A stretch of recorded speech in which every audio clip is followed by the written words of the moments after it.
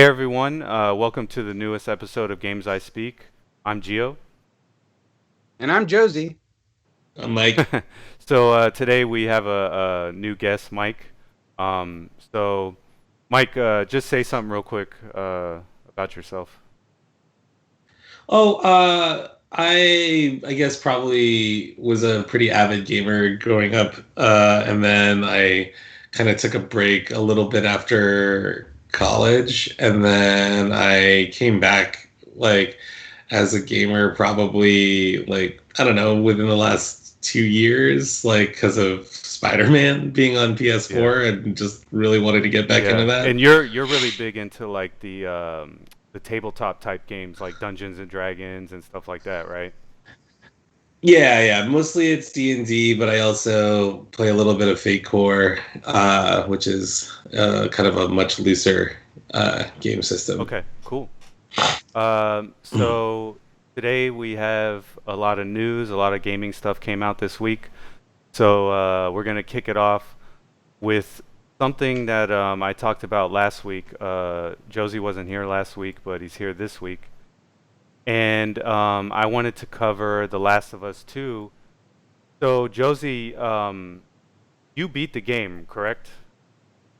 Yes, I beat the game with Mike. Okay, okay. Hmm. So both of you got to experience the full game. Now, I first of all, I just want to say that the game was successful. It sold here. It says it sold 4 million copies, and it got rave reviews from some of the bigger critics. But there was a lot of people, individuals who just said they did not like the game, and there was some review bombing. I don't. Last week I said that I wasn't so sure about the review bombing, but you and me talked about it, and it seems it was review bombed on both sides. There was a bunch of negative reviews given it, and there was a bunch of positive reviews given to it. So that just makes those user scores on Metacritic unreliable, in my opinion. So I ended up buying the game too, so that I could play it and I could have a better opinion of the game as well. So um, why don't you start and let us know what you thought of the game? So I played the game. It took me about 26 hours to complete the game, and that's like with attempting to collect a lot of items. Like there's a lot of time spent, exploring and looking around the world. Uh, First of all, I think I need to clear the air that I did not have high expectations for this game. Okay. Coming from The Last of Us 1, I really, really enjoyed it.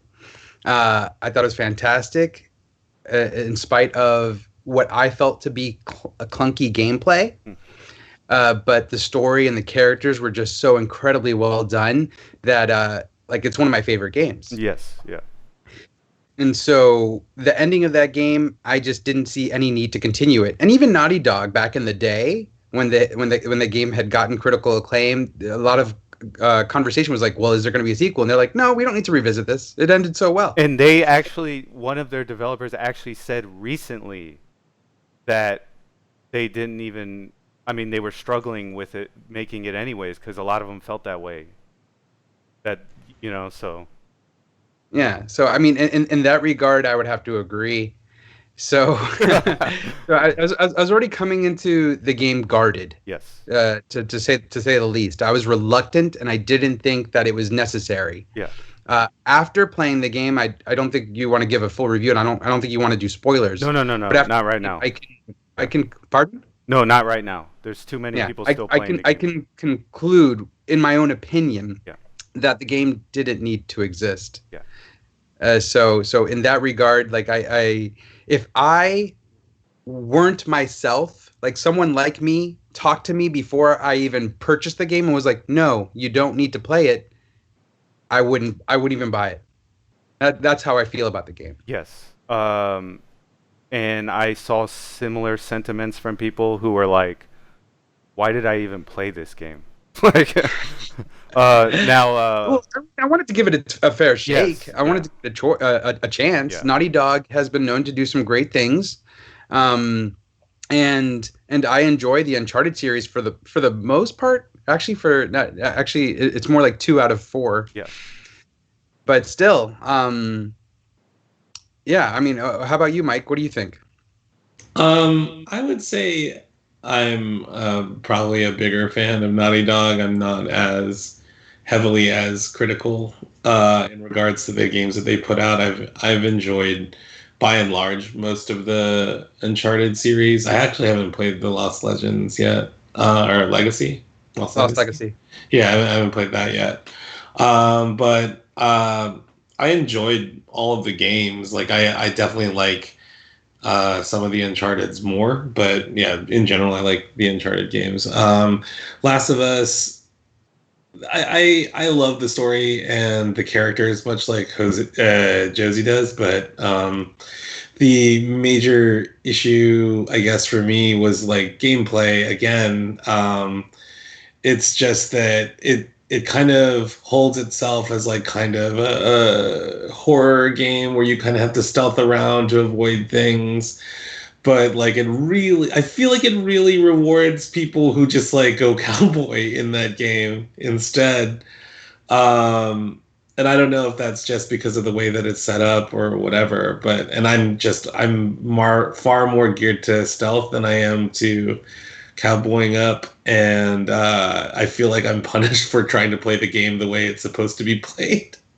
That's actually an excellent point. Now I didn't get as far in the game. Obviously, you two beat it. I got I'm on the main mission now. So I got past all the beginning part, which I'm not going to say anything because that's very spoiler heavy territory there. But yes, I have to agree 100% with you, Mike. If you stealth, the gameplay becomes extremely slow and tedious. And if you make one mistake, you're punished severely for it. Now, that being said, I stealth as much as possible because that's how I like to play the game. So, Mm-hmm. but Yeah. there were cases where I was trying to stealth and play properly, and I was like, "What the hell? I keep dying." And so I just came out guns blazing to finish those areas because, like you said, I was punished for stealthing. And so, yeah, that was definitely an issue with the game. What do you think, Josie? You're not alone. You're not alone. I think that definitely happened more often than not, to be honest. And there is, I think, some positives out of the way. I think the game looks incredible. Oh yeah. It's a beautiful, gorgeous game, with an amazing sense of detail to just not the animations of the characters, but also to the placement of the level layout. Yeah. It works incredibly well in that regard. Yes. But in terms of gameplay, I do feel like it was a little bit clunky. And then the stealth, like I'll be stealthing through an area, and then because the game wants you to be in a combat zone in a specific area, example, me moving through a level, Mm-hmm. and then I get to a specific area where I can expect enemies or not, it depends. But then like I'll be stealthing through, and you can go ahead and press and hold R1 in order to kind of like do the audible like radar type Yeah. view. Enemies will suddenly appear very close to your position when you get past a certain threshold. Yes. And I found that to take me out consistently. Yeah. Mike, I know you were you saw that. It was equally frustrating because there would be times where you anticipated, like you said, and you would be able to try to use that listening radar thing beforehand, and it wouldn't show anyone, and so you would drop down in the area, and then you would be surrounded by different things. And I was like, I don't understand how 10 feet of vertical space accounts for loss of hearing.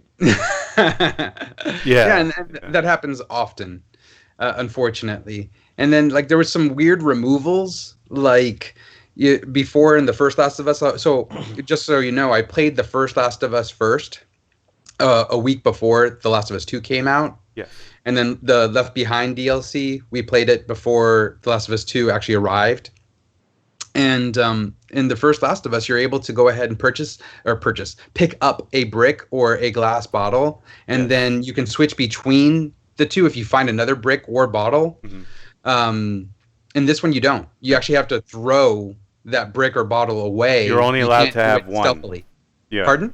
You're only allowed to have one.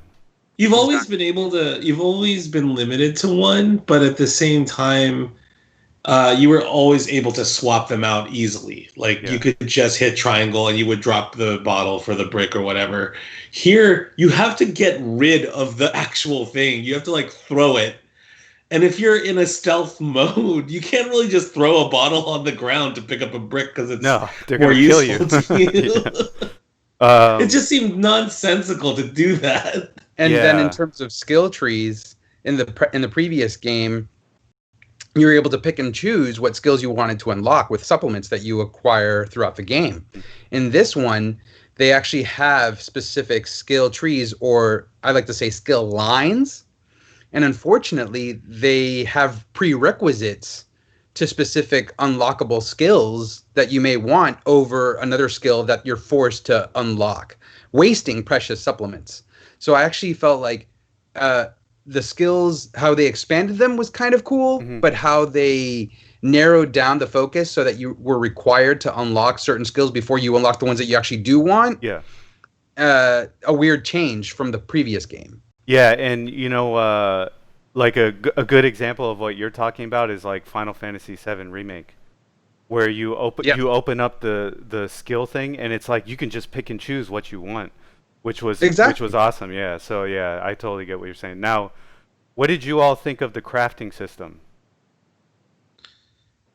Mike? The crafting system I thought was reasonably balanced. I don't like kind of like what Josie was saying in regards to the skill trees. Like I would prefer the ability to pick to kind of upgrade your crafting earlier than having to like select other things. The skill tree was really frustrating for me, especially kind of tying it back to the radar thing is they heavily nerfed the radar from the first game to this game. Like the fidelity of what you hear is a lot lower.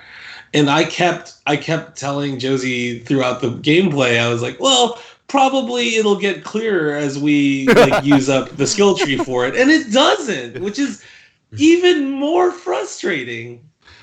Yeah, and it's hard to tell what they are when you're in that stealth mode. Yeah, there's some like cool new things that you can craft. I like I like the there's a what is it, like a kind of a proximity mine thing, but even that has its problems as Josie was running into quite frequently. So this leads into the weird changes that they've made in terms of, you know, the skill trees and the crafting and stuff like that. Crafting is fine. And I especially like the crafting table when you're able to upgrade your weapons. I think the attention to detail they did there was impressive. And like I actually liked seeing the characters like manipulate their weapons and, you know, upgrade them like visually in the game. Yeah. That being said, you do not have the shrapnel grenade, or, you know, what's it called? Shrapnel projectile. I forget what it's called, in the first game, for Ellie at the very least. Yeah. And that I found to be also weird. I didn't like that. She only has a Molotov cocktail, as well as like some kind of stun grenade, which I barely used. I mean, it was effective when I needed to use it. Don't get me wrong in terms of actually stunning people, but it doesn't kill people. Yes. And then the proximity mine, which the proximity mine, you really need to use that in stealth mode, because if you even move too quickly after setting the proximity mine, you yourself are able to set it off. Okay. Yeah. Which I did, unfortunately, multiple times. Lesson learned. But another positive to be said, and this is something that I didn't do. So like my grading of the game is a little skewed. is that there's a lot of accessibility options so that you can kind of cater the game to your play style. Yes. And they should be applauded for that. They actually spent a good chunk of resources in order to make it very widely accessible to people, which I think is amazing. Yes. But me myself, I prefer to play a game, any game really, on the basic balanced difficulty that developers expect normal people to play it on, Yes. without any kind of changes aside from maybe camera control changes. Sometimes they have it like a pilot control, and Yes. I need to revert that, Yeah. or invert that. Pardon. Yeah, and So no, I was just gonna say, like, you bring up a good point about the accessibility. So I'm I've said it many times, I'm a web developer, but like, there's so many things in this world that we take for granted, and we don't design them with accessibility in mind. So there's a large group of people that are disabled, hearing impaired, vision impaired, that the world around them is totally different, and they can't experience the same things we can. And it's good to see game developers kind of go all out with accessibility, because let me tell you, it's hard for developers to do accessibility because we take those things for granted. When we're developing things, we don't know what it feels like to not be able to hear. We don't know so they have to develop tools. It's a lot of work, and yeah, I do commend them. It's a lot of research. It's a lot of research, and I do commend them for doing it. And I think that there should be like a case study done on this game as far as accessibility, and other developers should use it as an example. Yes. So that's a great point that you brought up. So yeah, I mean, I totally agree with you guys. Obviously, I haven't finished the game, so I haven't rendered my final opinion, but I will say that, not every sequel is looked upon favorably, and it's just a part of the gaming landscape, and that's just how it is. And I don't want to diminish anyone's opinion of the game. I think we all have valid opinions, and they should all be respected. So that's my stance on the game. I agree. Yeah. I think and I might be speaking for Mike, but Mike, you can go ahead and come in when you want. But vote with your dollar. Yes. Yeah. Vote with your dollar. Yeah, absolutely. You should definitely, if you don't like some of the decisions that were made that you read about, then yeah, you don't have to get this game. Yeah. If you're really curious about the expansion of the world, you can definitely do that too. Yeah. To speak to what Josie was saying earlier, I kind of was in the same boat when I finished The Last of Us, the first one. I was like, okay, yeah, that was a great story. We don't need to revisit it. And then when they said that they were, I was like, oh, okay. Yeah. I mean, I'm not gonna crap on anyone trying to play through it, but like I was like, I don't know why they're doing this. And then when I heard like what they were trying to tell with it, I was like, oh, okay, that makes sense. Yeah. That this is a story where you could tell that in. So maybe. Yeah. And that's why I wanted to see the game and see how it worked, and how they treated all of the characters. Yes. Exactly. And I think that's why a lot of people bought the game. I mean, like I said, it was successful. They sold a lot of copies, and a lot of people just wanted to see for themselves. So. I mean, check it out. Oh yeah.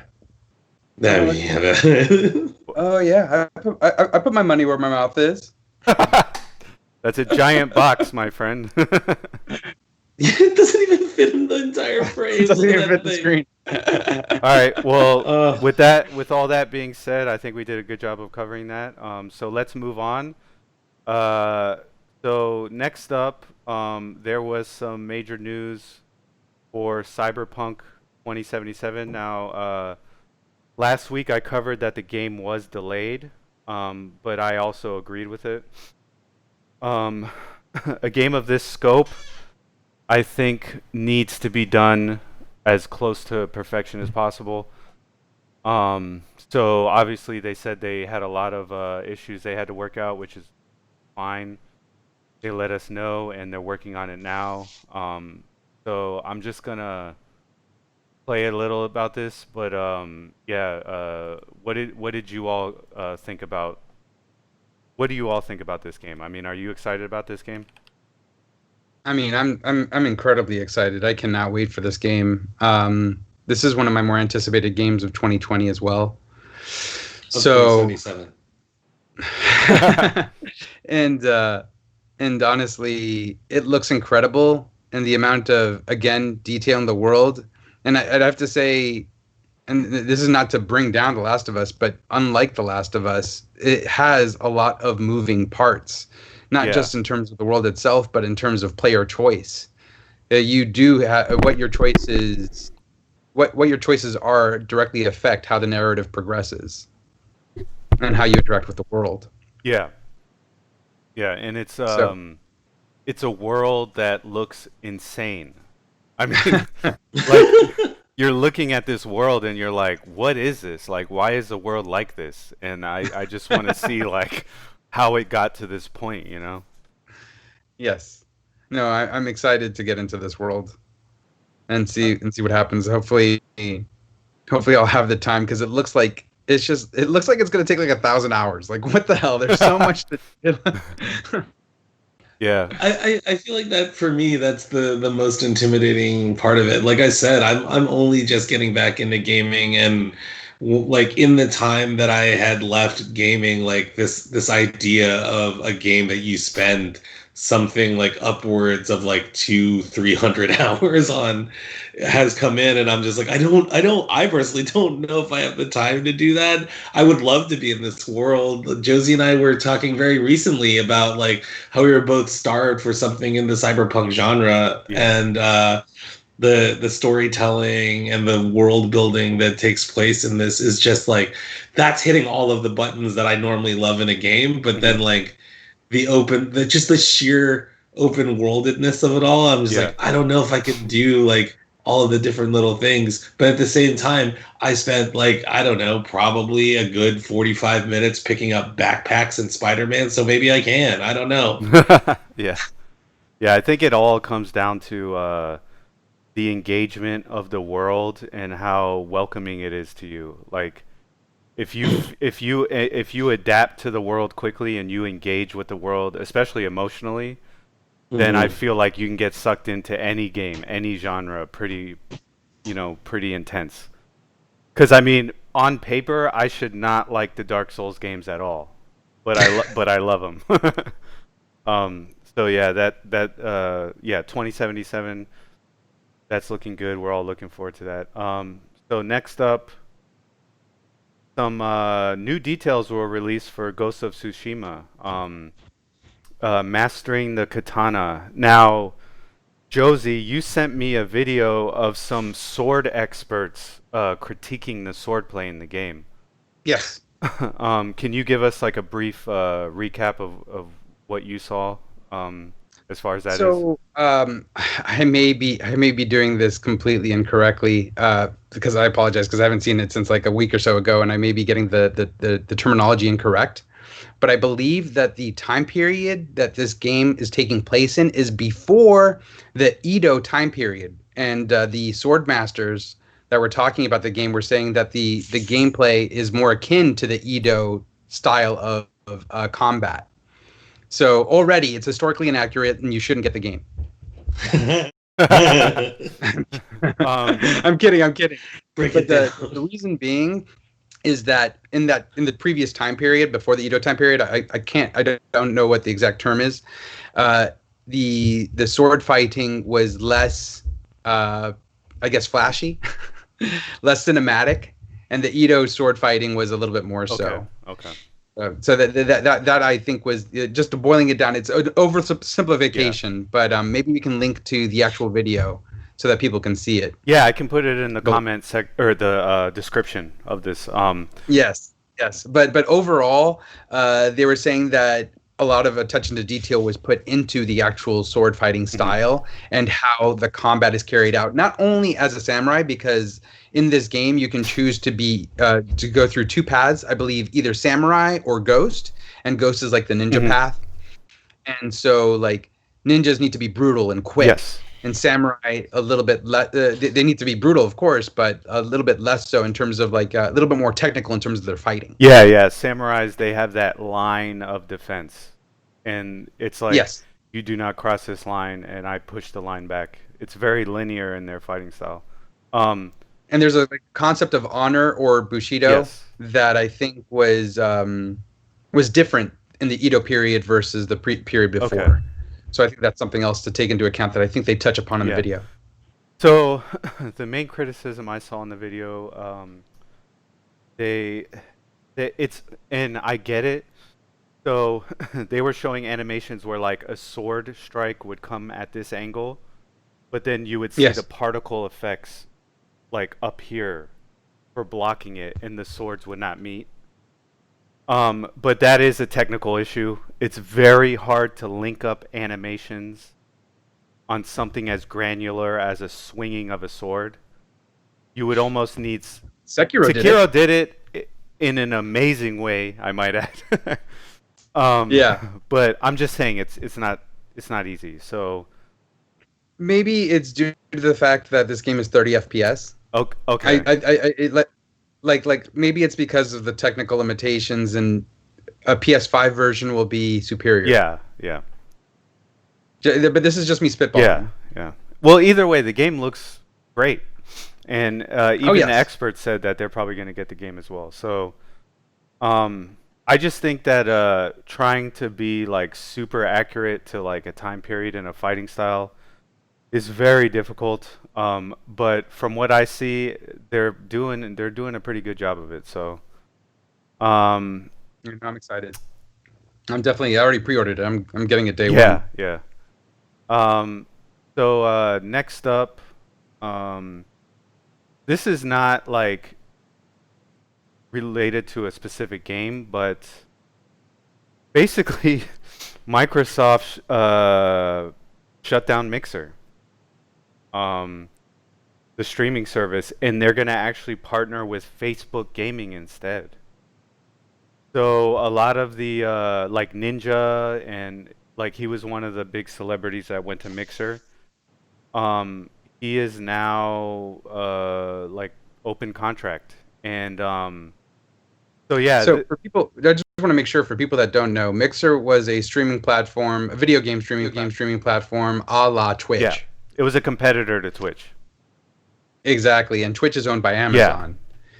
And so Microsoft, in a bold move, got one of their largest, I guess, what's it called? And I was going to say it starts with an I. I wanted to say investors, but it's not investors. I don't know. What, Ninja's a big yes, name. Ninja's a big name. And influencers. There yeah, it is. yeah, That's he's the an word. influencer. Influencers. And they did a $30 million deal Yep. with Ninja in order to take him away from Twitch, his largest platform, and bring him to Mixer to go ahead and try to prop up Mixer. Yes. That didn't work. No. After a year, they canceled his contract as well as someone else's contract. I forget. There was so there was Ninja- I think there was like 2 or 3 of them that they canceled. Yeah. Yeah. So a $30 million deal for a year is for gaming That's for a year. amazing. Is pretty. That's amazing. He might be the highest paid gamer ever, if you think about it. 'Cause Yeah. that's like a dude in the NBA. That not like the best dude in the NBA, but that's like a guy in the NBA who's getting paid, or Major League Baseball. You know. So Disney has ESPN where they're showing some esports. But they're very selective. YouTube has YouTube They're Live very Gaming. selective. They're Yeah, incredibly they're selective, incredibly of course. selective. YouTube has live Yep. gaming, Steam. and then there's Twitch. Steam even Go ahead. has gaming now. It's built into the platform now. So when you launch a Steam game, it'll if you set it, it'll automatically stream your gameplay to everyone across Steam. Yeah. Wow. So it's Yeah. like it's a hot market right now. Everyone's trying to get into it, which Like Facebook. like Facebook, and which brings me up to the next article. So Tencent is now going to create their own Twitch streaming rival. Tencent is a Chinese production company Yes. that is buying up a lot of studios or investing in a lot of video game studios. Yeah. And just so people understand why you might not hear about Tencent so much is because their primary market is the mobile market in China. So I'm sure some of you have played their games, but most of their games are mobile games that are China. So yeah, they're gonna join the market now, and it's funny because the news was released after the news of Mixer shutting down was announced. So maybe they were waiting, for like a good time to just kind of jump in the market. So yeah, Maybe. so it's, I mean, what do you guys think? Do you think it's becoming too saturated, or do you think it's good that gamers are having more options than just relying on one company? I always feel like options are better for the Hmm. market because it creates competition. They're gonna try to, um, I guess, try to improve on their platform so that it makes the user experience Yeah. better. The only thing I have a problem with is like the whole like subscription thing, and like if it gets to a point where people have to like start getting every single service a la carte the way that like streaming television is now, Yeah. like that's like my only concern of that happening. Yes.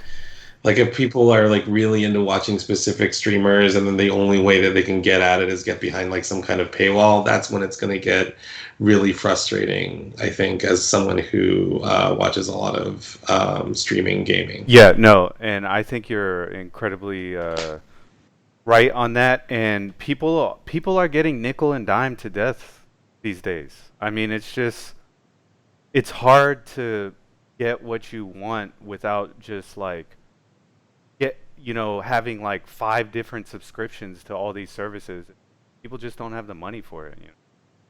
But that, Yeah, people originally started doing these streaming services to cut cable cords and stuff like yeah, that, but now with all the different streaming services, it probably costs as much as cable does. I think so. I think it is. And but the good thing is, because I'm a Twitch guy, I've been watching Twitch for I don't even know, man, like a long time. Maybe how long has it been around? Like over 10 years, right?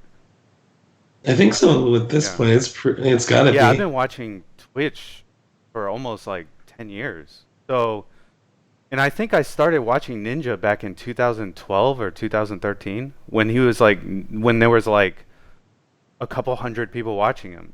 So for me, I like to see it growing.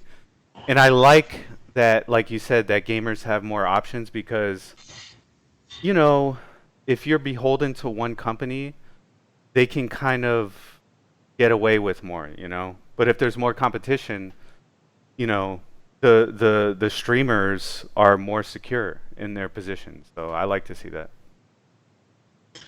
Twitch is also not even just limited to video games. The probably I would say the most watched actual play D&D shows, Critical Role, is on Mhm. Twitch, and people will just watch people sitting at a table rolling Oh dice. yeah, and I've watched it, and I love how they set it up.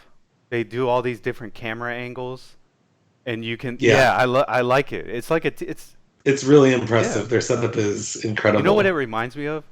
It reminds me of those hobby shops that I used to go to on Saturday morning. Oh You know what I'm talking yeah, about? absolutely. Yeah, I can tell. Yeah, I know yeah. exactly what And you're I talking think about. Where like the just have tables of people like playing games. yeah, man, back before there was a pandemic when you could go places. Yeah. But yeah, no, I love seeing this kind of competition, but I also like that they're exploring. Well, I like Twitch's model because you can still watch your streamer for free.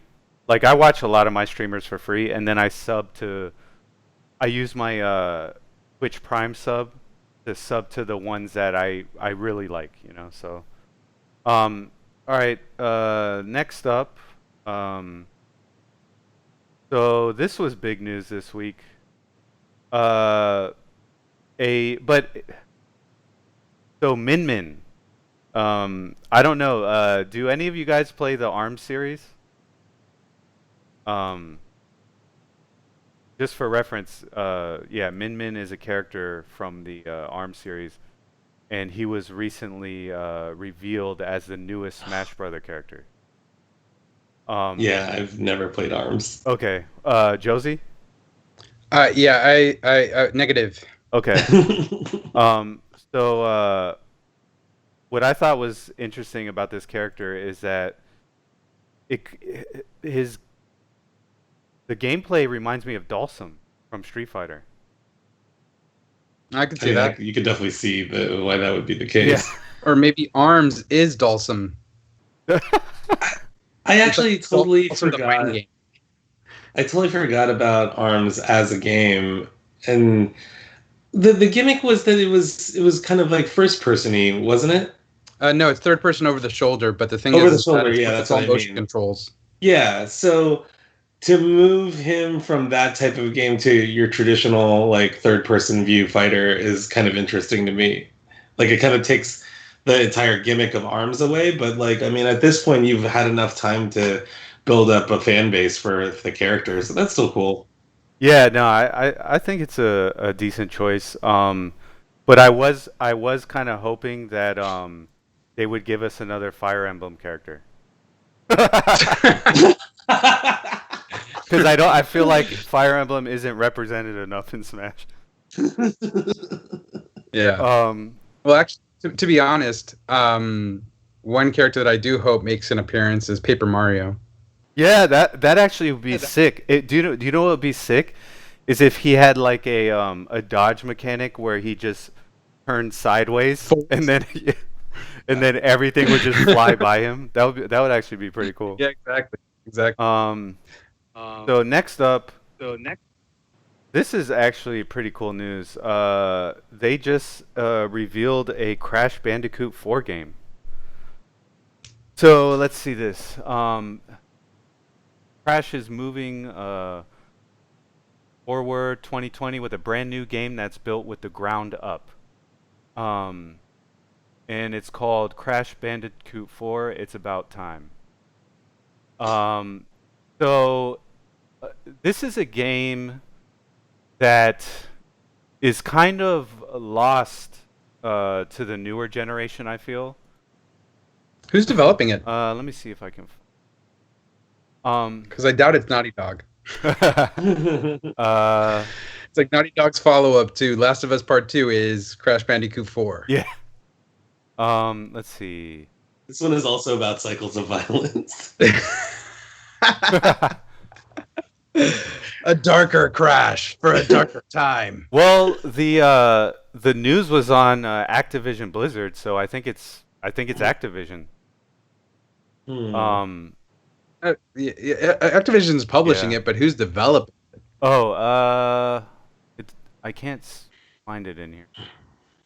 It's all Yeah, good. but I guess To be honest, I've never played a Crash game. The only Crash game I ever played was the little time that you play Crash in Uncharted 3. Or is it 4? Uncharted 4. You've never played a Crash game? Never played a Crash game. It just never interested Okay. me. I like the commercials. The PlayStation 1 commercials for Crash. Yeah. He would just go out and talk crap in front of Nintendo. Yeah. So, well, for me, it's huge because Crash was like this big mascot for the PlayStation back in the day. Do you all remember that? Oh There yeah. was Crash Team Racing, and then there was Crash Bandicoot 1 and 2. I used to Mhm. love those games back in the day. I mean, Yeah, I had a lot of fun with yeah, games. yeah. But I feel like a lot of the younger generation just they simply don't know who Crash is. So this will be pretty cool. Is the younger generation into the platformer? Actually, I think Super Mario Yeah. Odyssey. Yeah. Super Mario Odyssey just came out recently, so that's got to be I think something. I think that's a very difficult question because I feel like the evolution of platformers has been insane lately. There's so many Mhm. different types of platformers now, and it's like you know what games are really popular with a lot of like my nieces and nephews. Have you guys ever seen that bike racing game where like you ride a bike over all these different platforms. It's kind of like a newer, evolved. Trials. Yeah, Trials. Like my nieces and nephews love that game, and that's a platformer. So Yeah, it's a physics-based Yeah. platformer where it's all about like how the character interacts with the worlds and like going through loop-de-loops Yeah. and seeing like the character ragdoll and crash. yeah, it's Oh, I've definitely, I know. it's Exactly. like Yeah. Excite Bike 2.0. Oh man, exciting! Yeah, but the point of Excitebike was racing. Yeah, that's true. Which that game I was horrible in that game. If anything, it's like a physics-based puzzle platformer because you need to figure out how to progress in order to get to the next Yeah, level. yeah. So next up, and this is our final piece of news today. There's a new Kingdom Hearts game coming out. It's called Melody of Memory, and it's a rhythm action game. And so here's a screenshot of it. I mean, I don't know what to think of this. I mean, I mean, I'm not opposed to it, but I really am not sure what to think. I mean, do you all have So opinion I'm on going to it? speak for everyone here. I think I'm the only one that's played every Kingdom Hearts game. Yes, that is true. Yeah. And this feels like like they went ahead and they took any kind of mini game from the original Kingdom Hearts like series and just made an entire game of it, which I mean honestly is cool. As a Kingdom Hearts fan, it's super cool. I'm totally into it, especially since Square Enix has done some amazing rhythm-based music games in the past Yeah. with Final Fantasy Theater Rhythm Yeah. and Curtain Call, both of which I loved. And this just seems to be along the lines of that, with a more action focus. All right, but this, hold on, guys. All right. yeah. So having been to a Kingdom Hearts concert recently, where I got to see the conductor and the composer Yoko Shimomura, like it was just fantastic to live in that world and listen to that music, and it's just like this way of doing it again on the Switch or PS4 depending on how you play. Yeah. Or I think it's also on Steam too. It might be. They're coming to all of Have them. the other King? Yeah, a lot of them came out on PC recently, right?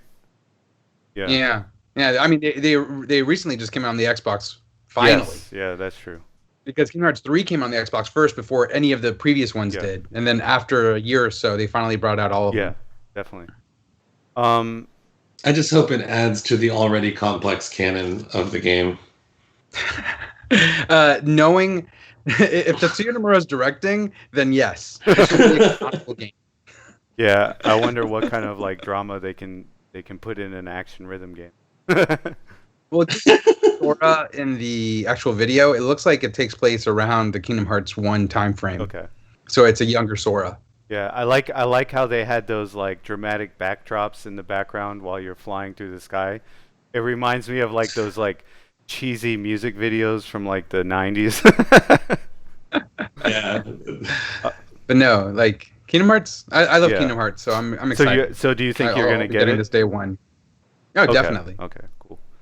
Well, that covers the episode for today. I just want to say thanks, Mike, for joining us. Yeah, thanks for having me. It was a lot of fun. Yeah. You gave some really good insight into Last of Us 2, and yeah, thanks everyone for watching, and we'll see you all next time. Take care. Bye. Bye. Hey everyone, thanks for watching this episode of Games I Speak. Let us know what you thought of The Last of Us 2 in the comments below. Please like and subscribe, and we'll see you all next time.